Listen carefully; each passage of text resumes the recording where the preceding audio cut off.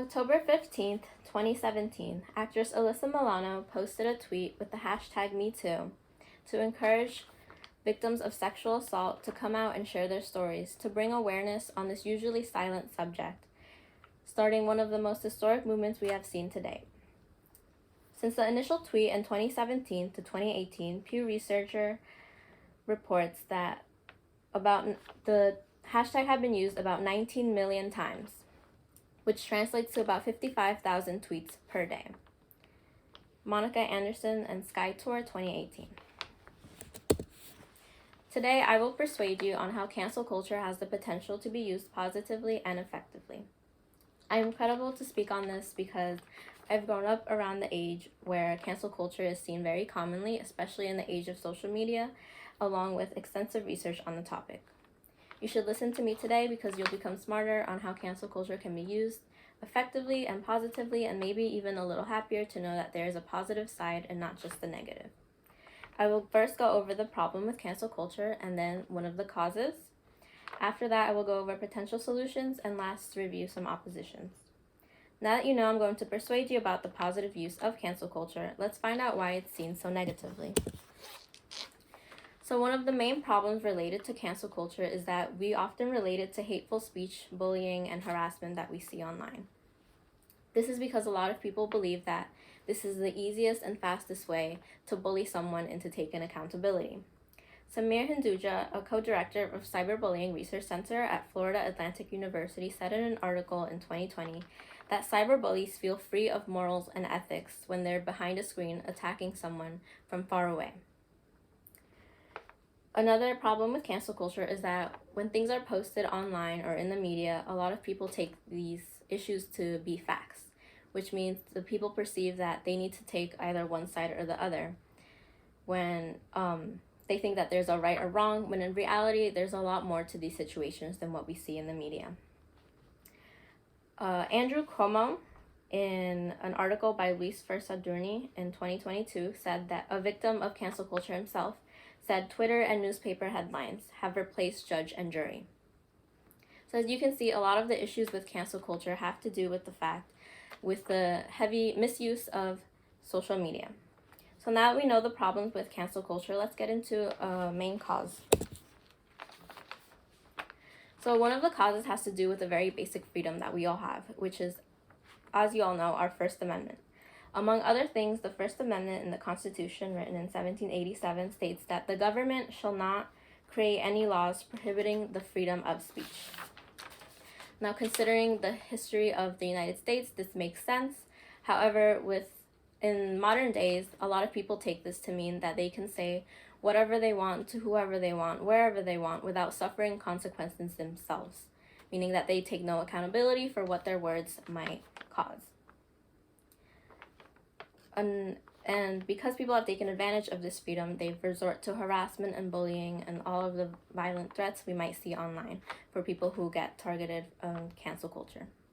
Now that we know some of the causes, let's review some potential solutions that might make cancel culture more effective and positive.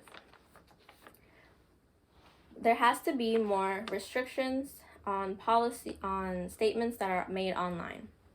And I don't mean that we should limit people's freedom of speech or their opinions, but we have to recognize that there has to be a moral line drawn when people resort to bullying and harassment, which could lead to more negative consequences. A potential solution could be something like the Senate Bill 7275, which the New York State Senator introduced in 2020. Now, this bill specifically is aimed at hate speech. However, I think a similar bill aimed at the harassment that occurs because of cancel culture might also be effective. Now, this bill requires there to be efficient and uniform procedures throughout all platforms to analyze, report, and delete any reported comments within 24 hours of when they're reported. And if platforms don't comply, they can be liable up to $1 million in damages, which might encourage them to actually find solutions, procedures that actually help instead of the ones that exist right now, which obviously don't work with the negativity of cancel culture right now. This might also help change the focus on cancel culture. Instead of all the negativity, it could actually be used to create change. Right now, about 17% of Americans who believe cancel culture can be used to hold people accountable also believe that it can be a teaching moment, says Pew Research Center in 2021, Americans and Cancel Culture. This means that right now, cancel culture is focused on the wrong thing. Instead of demeaning and harassing people online, it should be about creating awareness and pointing out the problem in order for the person to recognize the problem and take accountability by making a change. Instead of ending careers, it should be focused on educating. Despite possible solutions, there are still those who are against stricter policies, and there are people who continue to be opposed.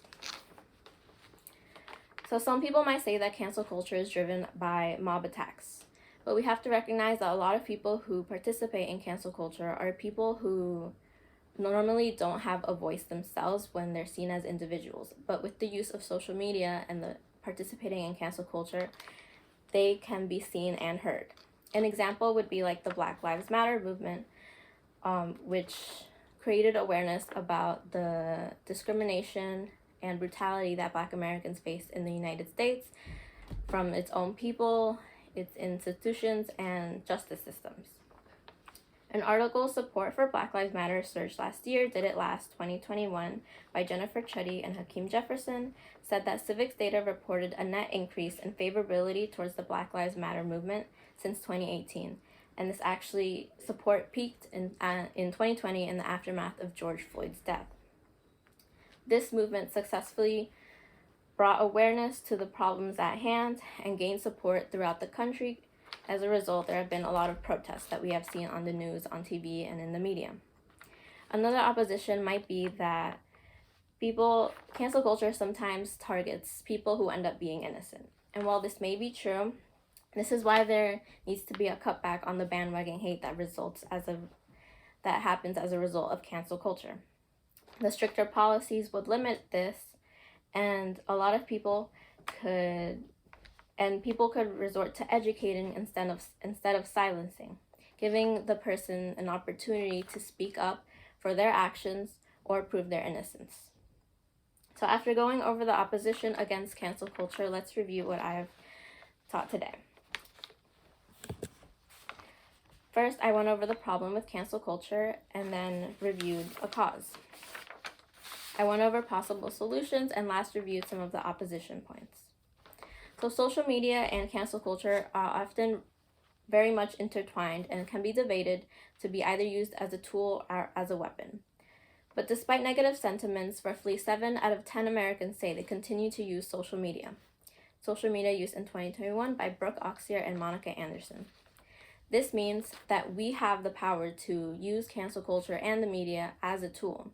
This tool is in our hands and we can choose how to use it. So we can either be part of the problem with cancel culture or actually use it positively to create progress.